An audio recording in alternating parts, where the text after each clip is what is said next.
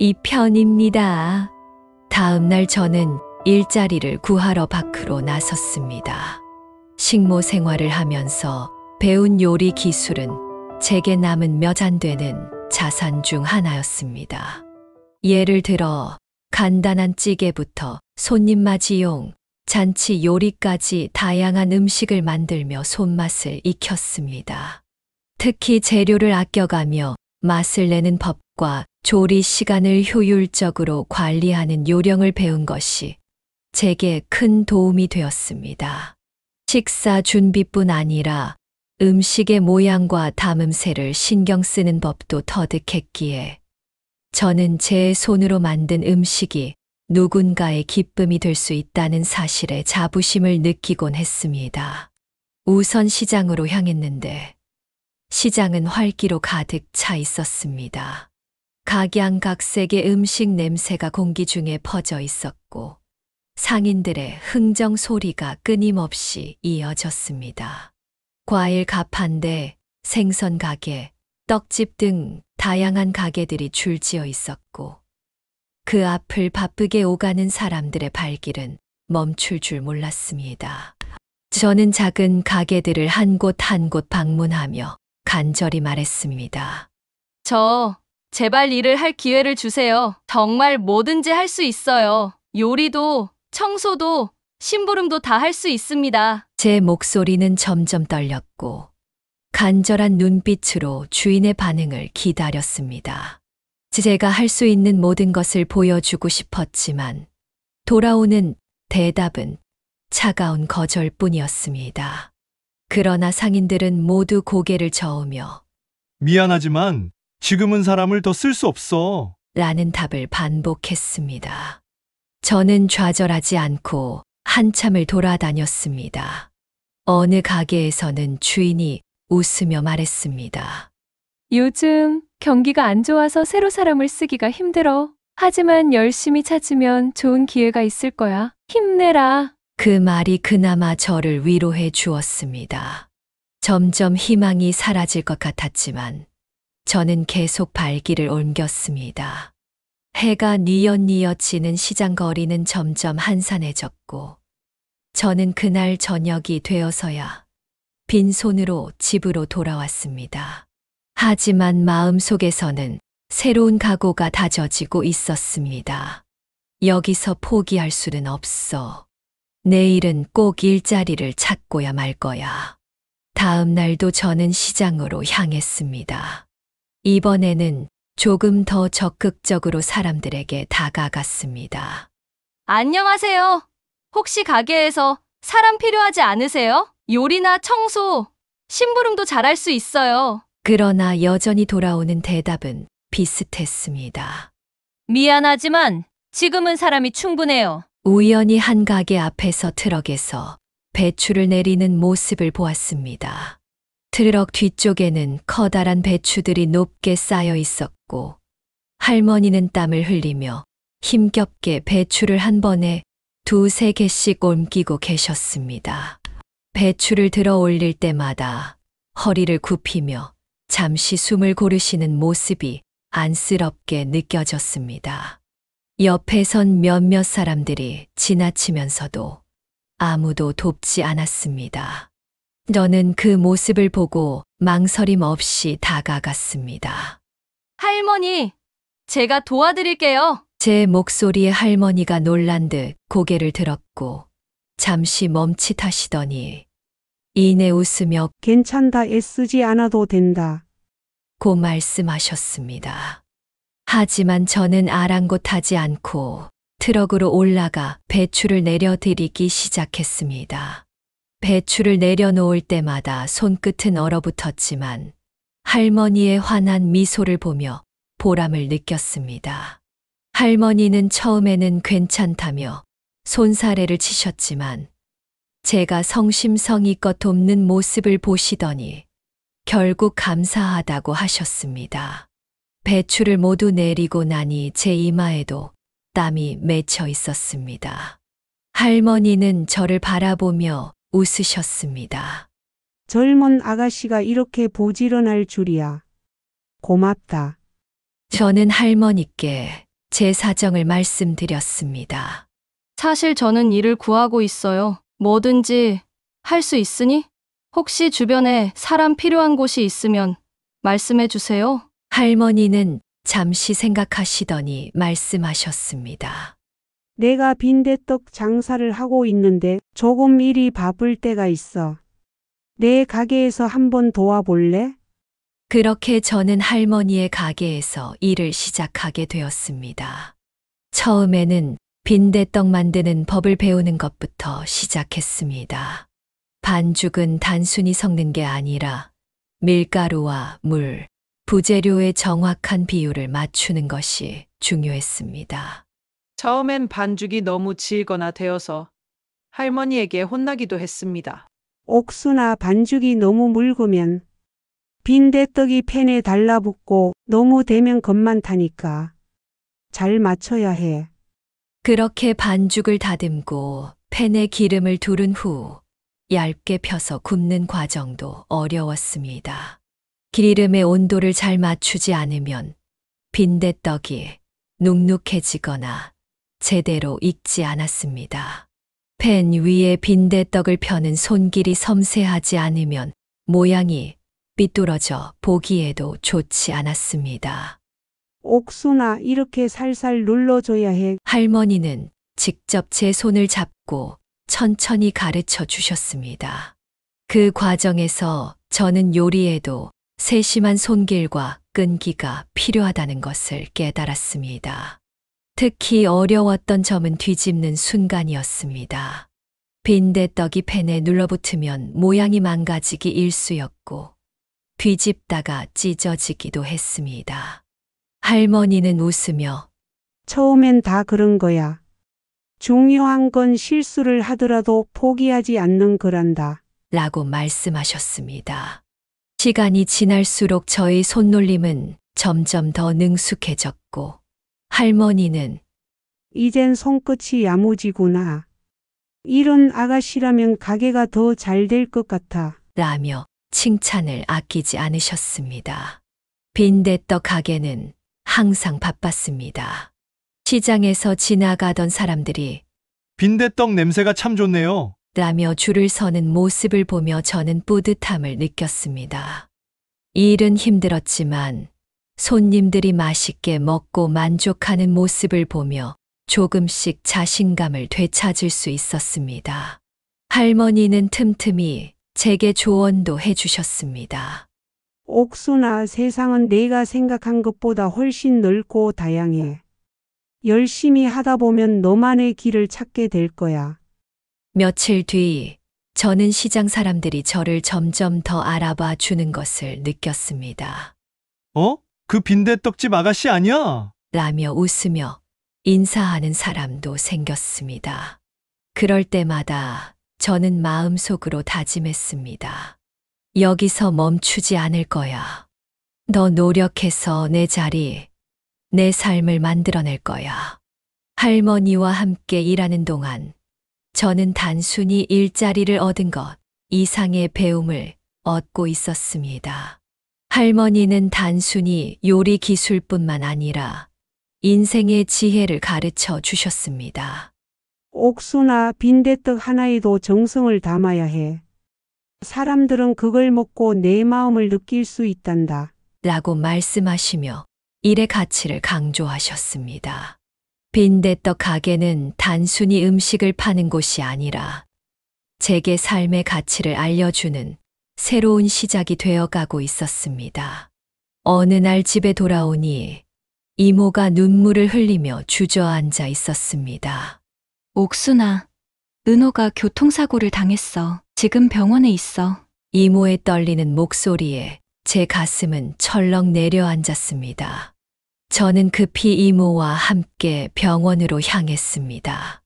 병원에 도착하자 의사는 은호가 다리를 심하게 다쳐 큰 수술을 받아야만 한다고 설명했습니다. 그러나 문제는 수술비였습니다. 이모는 손을 벌벌 떨며 옥순아, 우리가 그 돈을 어떻게 마련하겠니?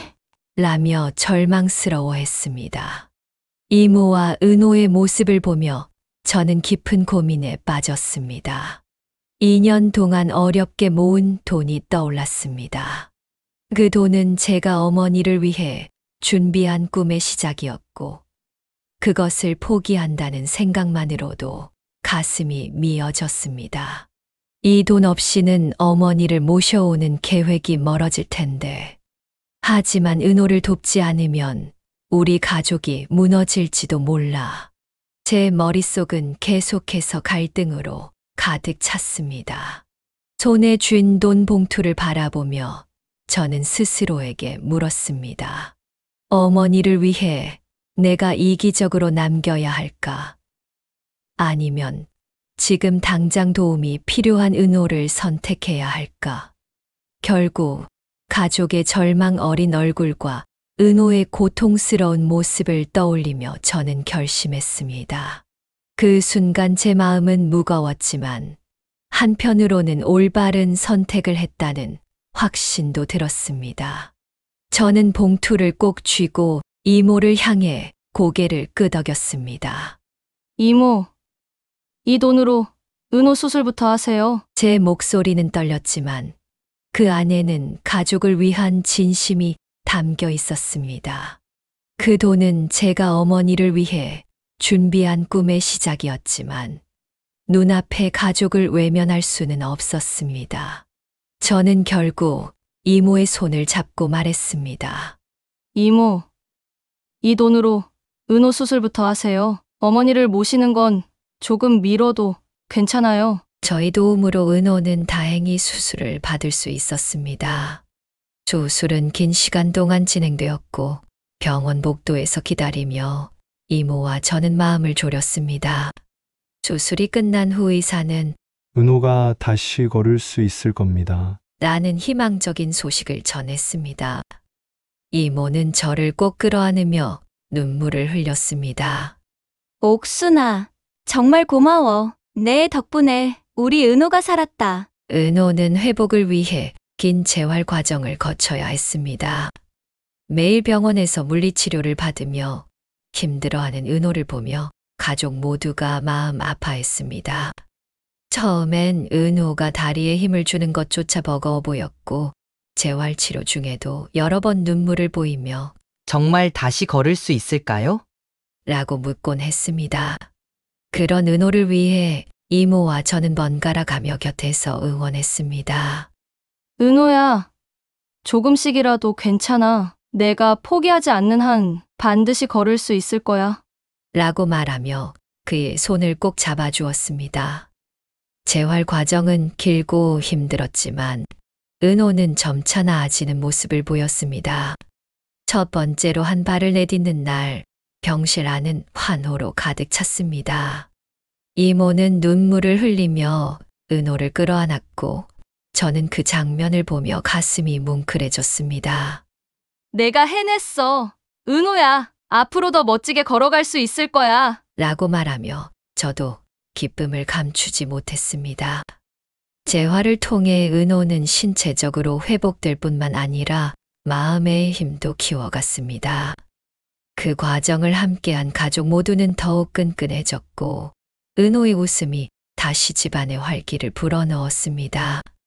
어려움을 이겨내는 그의 모습은 저에게도 큰 용기를 주었습니다. 수술비로 인해 저축은 다시 바닥이 났지만 저는 희망을 잃지 않았습니다. 처음에는 허탈감이 밀려왔습니다. 그렇게 애써 모은 돈이 한순간에 사라졌구나. 라는 생각에 눈물이 나기도 했습니다. 그러나 어느 날 시장에서 할머니와 함께 빈대떡을 만들며 손님들이 행복하게 웃는 모습을 보았을 때 저는 다시 힘을 얻을 수 있었습니다. 한 손님이 말했습니다. 이 민대떡을 먹으면 하루의 피로가 다 풀리는 것 같아요. 옥순 아가씨가 만들어줘서 더 맛있네요. 그 말은 저에게 큰 위로가 되었습니다. 내가 하는 일이 누군가에게 힘이 될 수 있다면 다시 시작할 수 있어.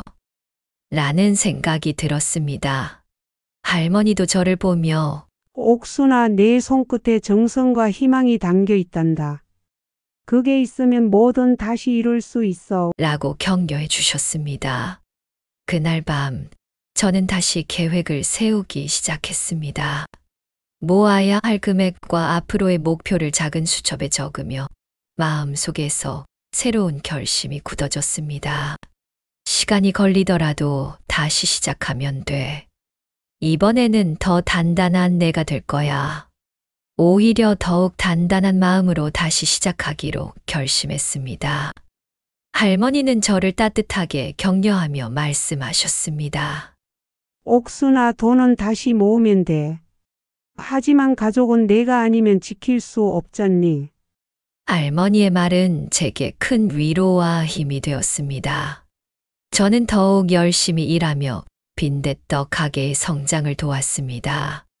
손님들에게 친절하게 응대하고 맛있는 빈대떡을 만들어내는 일은 제가 할 수 있는 최선의 일이었습니다. 다시 모으기 시작한 저축 통장을 보며 저는 속으로 다짐했습니다. 조금 늦어질 뿐이야. 어머니를 모시는 날은 꼭 올 거야. 저는 매일의 수입과 지출을 꼼꼼히 기록하며 새로운 목표를 세웠습니다. 1년 안에 다시 50만 원을 모으자. 그러면 작은 방이라도 마련할 수 있을 거야. 목표를 달성하기 위해 추가로 할 수 있는 일들을 고민했고, 시장 내 다른 가게에 도움을 주는 일을 병행하기로 결심했습니다. 이렇게 작은 계획들이 차곡차곡 쌓이며 제 삶은 다시 앞으로 나아가기 시작했습니다. 시간은 빠르게 흘렀고 2년이라는 세월 동안 하루하루가 바쁘게 지나갔습니다.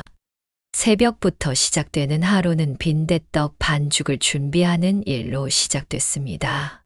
할머니와 함께 장사를 하며 저는 손님들에게 웃으며 인사하는 법과 음식을 만드는 데 필요한 세심함을 배웠습니다. 저녁이 되면 시장 뒷골목을 돌아다니며 추가로 할 수 있는 일거리를 찾아 나섰고, 주말에는 동네 어르신들을 돕는 일도 병행했습니다. 이렇게 쌓아간 하루하루는 단순한 노동 이상의 의미를 지니고 있었고, 그 노력은 저를 더 단단하게 만들어 주었습니다. 그동안 저는 쉬지 않고 일하며 조금씩 돈을 모았습니다. 모으는 과정은 결코 쉽지 않았지만 어머니를 모실 수 있는 집을 마련할 수 있다는 희망이 저를 끊임없이 움직이게 했습니다. 드디어 전세집이라도 구할 수 있다는 가능성이 보이면서 마음 한구석에서부터 설렘이 차오르기 시작했습니다. 저는 이 희망을 품고 서울 곳곳을 누비며 어머니와 함께 살 꿈에 맞는 집을 찾기 위해 애썼습니다.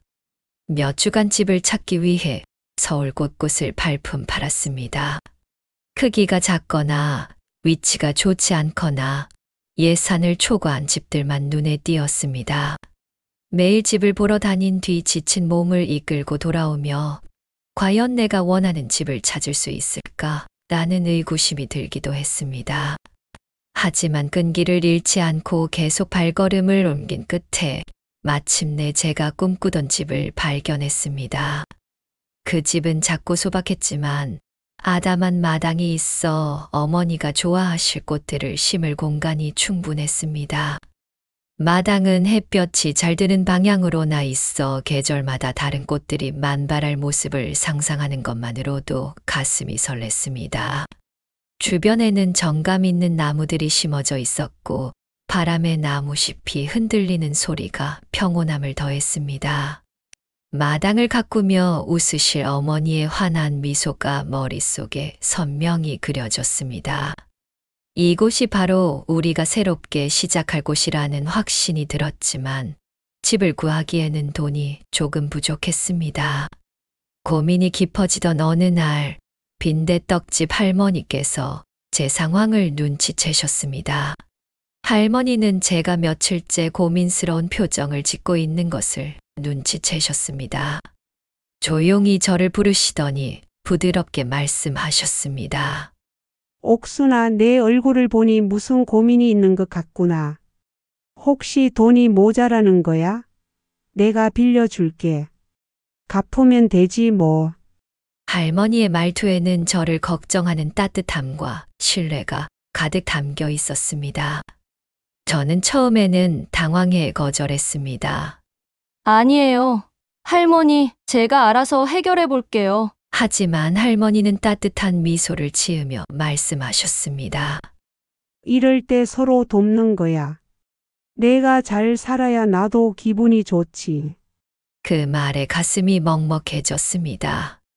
할머니는 거듭 말씀하시며 돈을 흔쾌히 빌려주셨습니다. 그 순간 눈물이 차올라 할머니의 손을 꼭 붙잡고 감사의 마음을 전했습니다. 정말 감사합니다. 꼭 갚겠습니다. 할머니의 따뜻한 마음은 제게 큰 위로와 힘이 되었습니다. 그렇게 할머니의 도움으로 집을 마련할 수 있었습니다. 집을 계약한 뒤부터는 설렘과 책임감이 동시에 밀려왔습니다. 저는 집안을 청소하고 오래된 벽지와 바닥을 새로 단장하며 어머니를 맞이할 준비를 시작했습니다. 이웃집에서 중고 가구를 얻어 작은 식탁과 의자를 드리고 시장에서 저렴한 커튼과 장식품을 골라 집 안에 따뜻한 분위기를 더했습니다. 마당에는 어머니가 좋아하실 꽃씨를 심으며 계절마다 다른 색깔로 피어날 모습을 상상했습니다. 준비를 하면서도 어머니께서 이 집을 보고 얼마나 기뻐하실지 생각하며 제 마음은 더할 나위 없이 벅차올랐습니다. 작은 집이었지만 저와 어머니가 함께할 공간을 떠올리며 가슴이 벅찼습니다. 저는 집을 준비하며 꽃씨를 사고 어머니가 좋아하실 만한 소품을 하나씩 마련했습니다. 모든 준비가 끝난 날, 저는 집 안에서 조용히 다짐했습니다. 이제부터는 더 열심히 살자. 이곳에서 어머니와 함께 새로운 삶을 시작하자.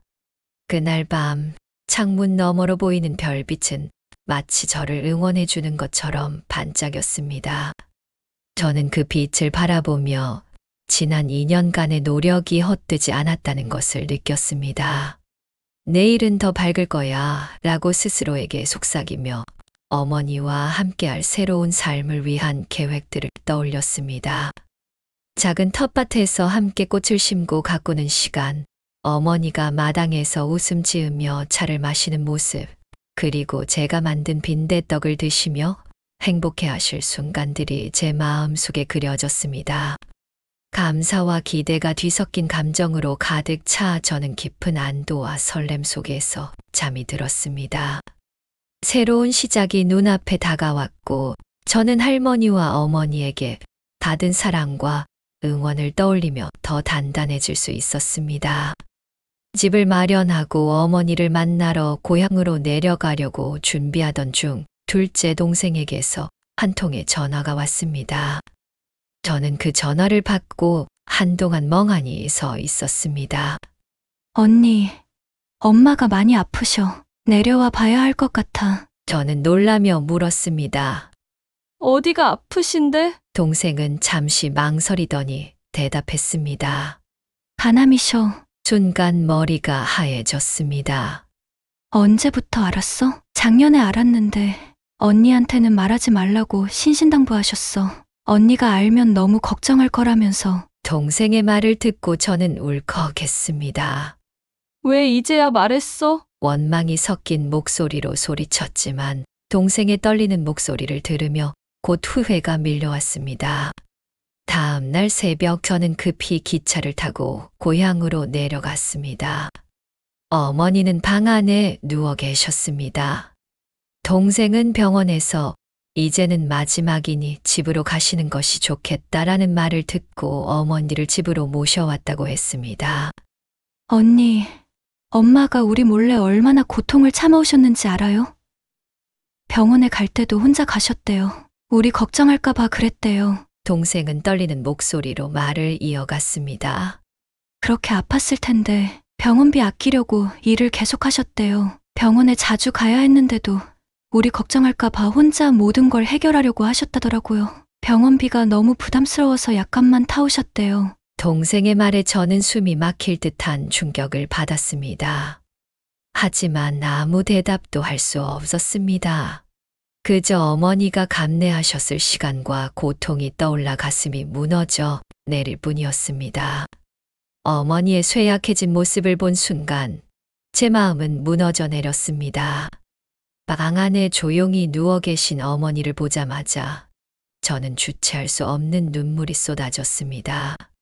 어머니의 손을 붙잡고 통곡하며 어머니가 겪으셨을 아픔과 홀로 감내하셨을 시간이 고스란히 제게 전해졌습니다. 어머니는 저를 보시며 힘겹게 미소를 지으셨습니다. 옥순아, 내가 왔구나. 우리 옥순이 보고 싶었다. 라고 말씀하시며 손을 약하게 흔드셨습니다.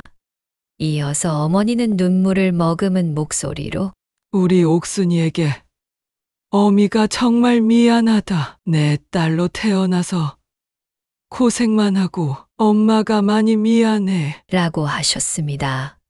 그 말을 듣는 순간 제 가슴은 먹먹해졌고 눈물이 다시 쏟아졌습니다. 엄마, 안 돼요. 제발 그러시면 안 돼요. 나 엄마랑 같이 살려고 서울에 집도 마련해 놨단 말이에요. 이제야 조금 효도하려고 했는데 아니에요. 엄마, 더 살아주셔야 해요. 라고 말하며 저는 엄마에게 애원했습니다. 어머니는 제 손을 약하게 잡으시며 힘겹게 미소를 지으셨습니다. 옥순아, 내가 이렇게 열심히 살아줘서 엄마는 고마워. 하지만 엄마는 이제 가야 할 때가 온 것 같구나. 옥순아, 내 삶을 행복하게 살아야 한다. 엄마는 항상 너를 지켜보고 있을 거야. 라고 말씀하시며 눈을 감으셨습니다.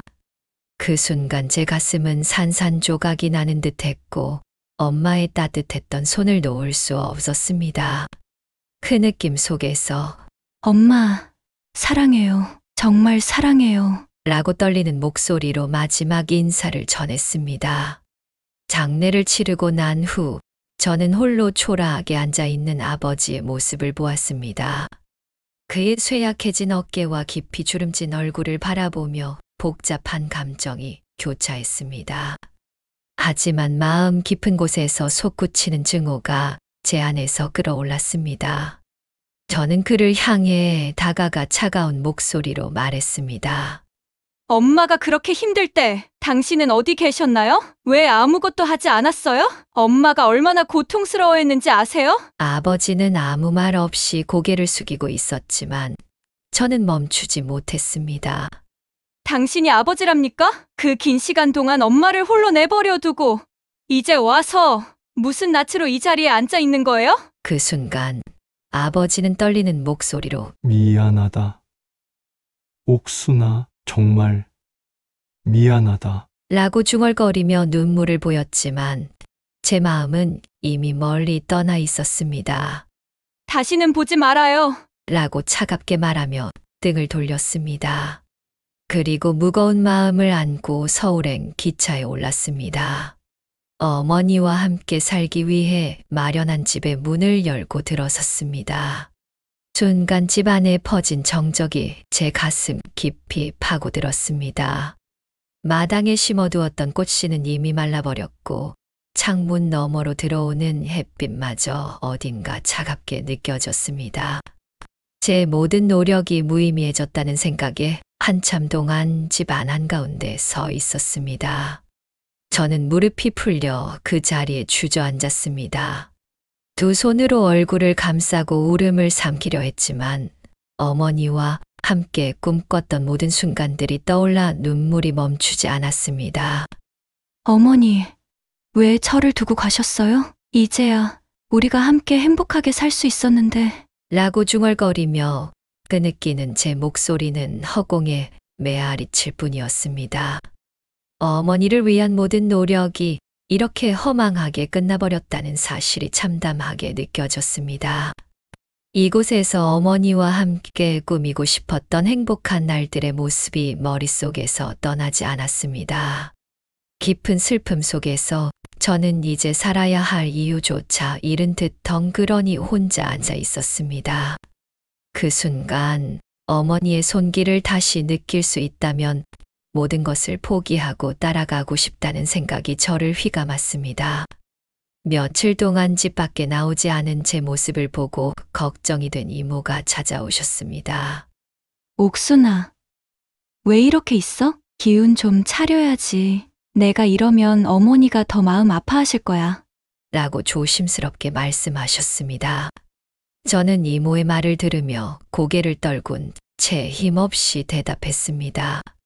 이모, 저는 이제 남아있는 기운이 없어요. 모든 걸 다 잃은 것 같아요. 이모, 엄마가 너무 보고 싶어요. 말을 끝내기도 전에 눈물이 터져 나왔습니다. 이모는 제 곁에 다가와 조용히 앉아 제 손을 잡으셨습니다. 옥순아, 내 마음 충분히 알아. 하지만 어머니가 널 위해 남겨주신 것들을 생각해봐. 내가 이겨내야 한다. 그래야 어머니도 편히 눈 감으실 수 있어. 라고 말씀하셨지만 저는 고개를 저으며 흐느끼기만 했습니다. 이모는 더 이상 말을 잇지 못한 채 안타까운 눈빛으로 저를 바라보며 한숨을 내쉬셨습니다. 그렇게 며칠을 누워만 있던 어느 날 꿈속에서 어머니가 나타나셨습니다. 저는 어머니와 함께 아름다운 꽃길을 걸어가고 있었습니다. 길 양옆에는 온갖 색깔의 꽃들이 활짝 피어 있었고 햇살이 부드럽게 내려앉아 어머니의 얼굴을 환히 비추고 있었습니다. 저는 떨리는 목소리로 말했습니다. 엄마, 정말 보고 싶었어요. 왜 저를 두고 가셨어요? 제발 가지 마세요. 우리 같이 이 집에서 행복하게 살기로 했잖아요. 하지만 어머니는 아무 말 없이 제 손을 꼭 잡으시고 부드러운 미소만 지으셨습니다. 그 미소에는 말로 표현할 수 없는 따뜻함과 위로가 담겨 있었습니다. 저는 어머니의 손을 놓지 않으려 했었지만 점점 멀어지는 어머니의 모습에 다시금 눈물이 흘렀습니다. 깨어난 후에도 그 미소와 손의 온기가 생생히 남아 한동안 가슴이 먹먹한 채로 앉아 있었습니다. 저의 상태를 걱정하셨던 빈대떡 할머니가 찾아오셨습니다. 말없이 저를 살피시던 할머니는 부엌으로 가셔서 조용히 콩나물죽을 만들기 시작하셨습니다. 따뜻한 향이 퍼지는 동안 저는 말 한마디도 하지 못한 채 그 모습을 지켜보기만 했습니다. 곧 할머니는 콩나물죽을 제 앞에 놓으며 말씀하셨습니다. 옥순아, 조금이라도 먹어봐야 기운을 차리지. 저는 겨우 한 숟가락을 입에 대었는데 눈물이 흘러내렸습니다.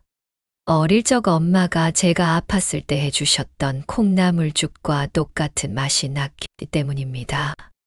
그 기억은 저를 덮쳐왔고 멈출 수 없는 눈물이 쏟아졌습니다. 그동안 억눌렀던 슬픔과 그리움이 한꺼번에 터져 나오는 것 같았습니다. 할머니는 아무 말 없이 저를 바라보며 곁을 지켜주셨습니다. 한참 후 제가 겨우 진정이 되자 할머니는 조용히 이야기를 꺼내셨습니다. 나도 어렸을 때 전쟁을 겪었단다. 북에 살다가 피난 오는 중에 총알이 날아오는데 우리 엄마가 날 대신해 맞으셨어. 마지막 순간까지도 엄마는 꼭 너만은 살아야 한다고 하셨어. 그 말이 날 지금까지 살게 해줬단다. 할머니의 목소리에는 묵직한 아픔과 함께 살아야 하는 이유를 일깨워주는 힘이 담겨 있었습니다. 옥순아, 할머니는 제 손을 가만히 잡으시며 말씀하셨습니다. 너희 엄마도 지금 이런 모습을 보고 싶어 하시진 않을 거야. 내가 힘을 내고 다시 일어나는 걸 보고 싶어 하실 거다. 할머니의 말은 제 마음 깊은 곳을 울렸고 그제야 저는 고개를 끄덕이며 눈물을 닦아냈습니다. 저는 다시 마음을 다잡고 엄마와 함께 살고 싶었던 집을 청소하며 정리하기 시작했습니다. 마당에 말라버린 꽃씨를 다시 심고 먼지 쌓인 창문을 닦으며 작은 변화들을 만들어 갔습니다. 매일 새벽 작은 마당에 물을 주고 허리 숙여 흙을 고르며 어머니의 빈자리를 느꼈습니다.